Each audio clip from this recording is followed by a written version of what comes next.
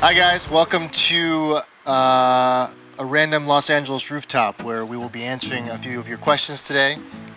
It's Daniel, and I just want to say hi, and I want to say welcome to our official Facebook and Twitter sites.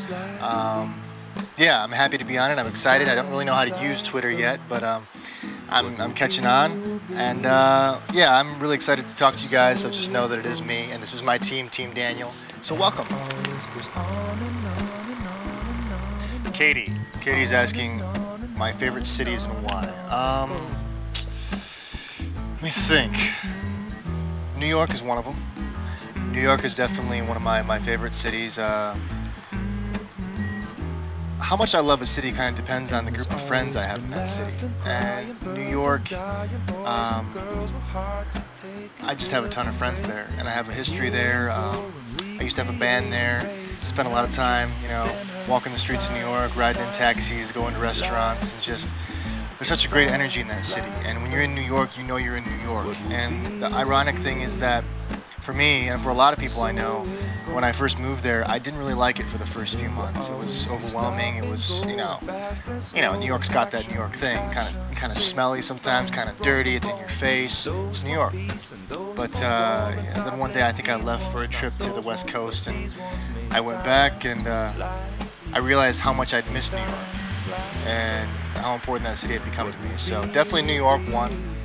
I think Hong Kong is one of my favorite cities. I always tell people I kind of grew up there, spent my second set of formative years there, and it's a great city to me. I love it, love the energy. I love Seoul for the food, for the people, for my life. And the last one would be a tie between London and Sydney, but that's about it. Hi Dee. What is the most daring thing I've done? Probably giving an interview on a rooftop. I don't know. I mean, I haven't really done that much. I've done bungee jumping back in the day. I grew up in the country, and they have county fairs where I'm from, and you go to the fair and you eat cotton candy and ride on rides and stuff like that. And they had like this bungee thing set up, and I jumped on that a couple times. Probably wasn't the smartest thing, but I haven't done any skydiving. Last year we were in New Zealand shooting Wolverine, and I was tempted, but because of insurance reasons, they wouldn't allow us to do any of the extreme sports. So someday I'd like to skydive. I'd like to try, but who knows when that's going to happen. So this one's for Elizabeth. And how did Mango get her name? I don't know. I mean, I'm sure it's because of her color.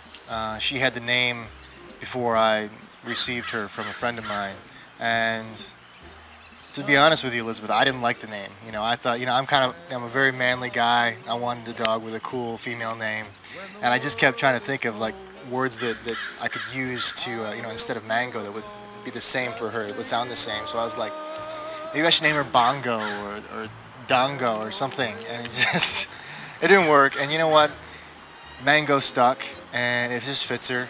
And of course, in Korean, it's mango, right? It's not mango. So if you say mango, come here, she doesn't respond. So you have to say mango, mango ilwa, like that. So yeah, I think it works for her.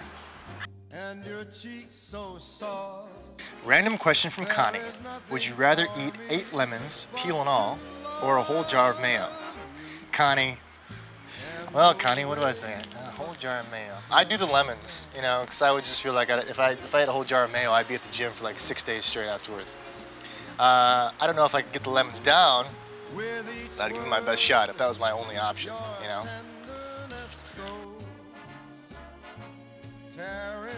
Claire asks, Daniel, you seem very patient.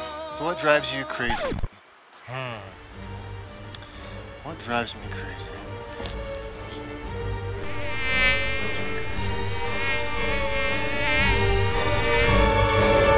Mosquitoes drive me crazy. Mosquitoes at nighttime in my ear. I will stay up. If there's a mosquito in my bedroom, I will get up. It's like Rambo. I'll get up and I'll have like a bandana around my head. I will hunt that mosquito until I get him. And I know that's, if you're a Buddhist, I apologize, but that's not a very Buddhist way of thinking. But I mean, come on. Danny Ivanova. I don't know if that's right, if I'm pronouncing your name wrong or right. Which movie I played in is my favorite and why? Definitely My Father. I think My Father was a film that scared me from the very start. Had so many difficult scenes in so many ways. I was surrounded by people that I had to speak respectfully to in Korean, which was a huge challenge. I was trying to, do a film that was, you know, 3 or 4 or 5 levels above my acting ability at the time, which is still above my acting ability, but it was just overall a great, great experience when we finished it. And, looking back in retrospect, there's a lot of scenes or a lot of shots that I wish we could have done differently. But overall, for that moment and for that period in time, I think it's such a beautiful, beautiful moment. And that film sort of represents that for me. Sort of a coming of age project, not only in the movie, but as well as like in my Korean life. And it brought me really close with my mom and my parents.